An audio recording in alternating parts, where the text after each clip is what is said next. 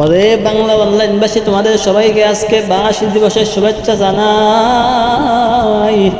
যারা এবছর বাঁশ দিতে দিতে ক্লান্ত হয়ে গেছো, আর যারা এবছর বাঁশ খাইতে খাইতেও ক্লান্ত হয়ে গেছো, তোমাদের সবাইকেই বাঁশ দিবসের শুভেচ্ছা জানাই।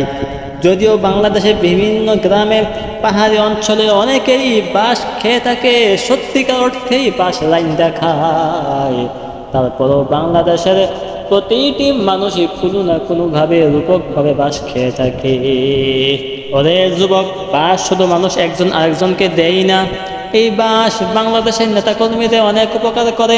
বিগত বছরগুলোতে আমরা দেখেছি যুবক, বিভিন্ন রাস্তাঘাটে বিভিন্ন পিলারে রডের পরিবর্তে বাঁশ দিয়া বাড়ি করে নির্মাণ করছে।